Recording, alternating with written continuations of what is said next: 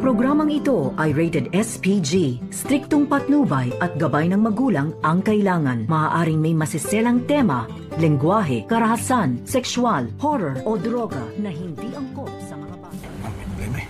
Pakita ko nga pala yung batang doktor. Si Annalyn. Narito na nga ang ating pakaabangan ngayong Sabado sa Abot Kamay na Pangarap. Naibigay na nga dito ni RJ ang pera na nagkakahalaga ng 100 million pesos kapalit ng kanyang ama na si Don Pepe. At dito nga natila na isahan na naman itong si RJ dito kay Moira. Dahil sinabi ni Moira dito kay RJ na kung gusto daw niyang mailigtas na buhay at maabutan ng kanyang ama ay bilis-bilisan daw ay nasa labas na daw itong si Don Pepe sa loob daw ng basura. Bago daw siya madatnan dito ng truck at makuha ay kinakailangan maunahan dito ni RJ. Subalit wala namang intensyon itong si Moira na ibalik itong si Don Pepe dahil sa kanyang sekreto na baka malaman dito ni RJ at ni Giselle na magkasabwat sila ng kidnappers na ito. Subalit ay hindi pa rin makakalusot itong si Moira dahil sa maraming ngang nakapalibot dito na kakilala ni Annalyn at isa na dito itong sina Doc Lyndon Javier at Regan at si Nurse Karen at Nurse Evan. At dito pa naghihintay sa labas itong si Giselle. Kaya dito naman na kita nila Nurse Karen at Evan itong si Moira na nag-disguise na nakabihis pa ito na naka-duster.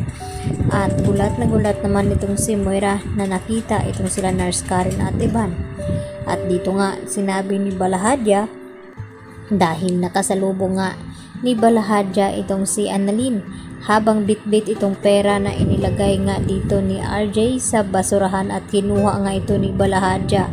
At dito natatandaan ni Annalyn ang mukha ng kanyang nakabangga na dito rin na sinabi ni Balahadja kay Moira na may problema daw sila dahil nakasalubungan niya ang batang doktor na si Annalyn Santos at namumukhaan ata siya nito. Kaya dito rin naman na sinabi ni Moira na nakita din siya dito ng dalawang nurses ng Apex at tiyak ito na magsusumbong kina RJ at Giselle na nakita at naroon itong si Moira sa lugar kung saan na makipagkita itong si RJ sa mga kidnappers na ito. At unti-unti na nga mabobulyaso itong mga plano ni Moira, lalo pa na tinawagan siya dito ni Zoe kung ano na daw ang nangyari sa kanilang transaksyon dito kay RJ upang makuha nga itong pera na napakalaking halaga.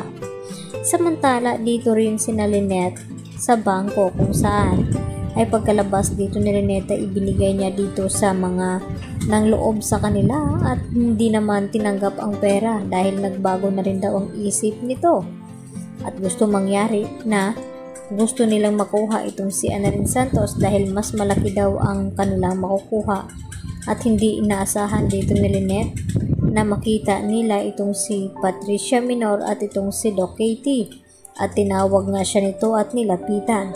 Dito makakatakas itong si Lynette sa mga kamay na ng loob sa kanila at tatawagan nga ba dito ni Dr. Enriquez itong si Carlos upang ipaalam na natagpuan nga nila itong si Lynette at makakaligtas nga ba sila dito sa mga tauhan ni Balahadja na sina Dax at iba pa dahil sa daming ang pinakalat ng mga tauhan nito ay talagang tagilid ang mga kalagayan dito nila Lynette at natagpuan na nga ni Carlos itong si Harry na binugbog at dito na sinabi ni Harry na tinangay daw itong si Lynette ng mga magnanakaw. Kaya yan ang ating pakatutukan mamaya, dito lamang yan sa Abot Kamay na Pangarap.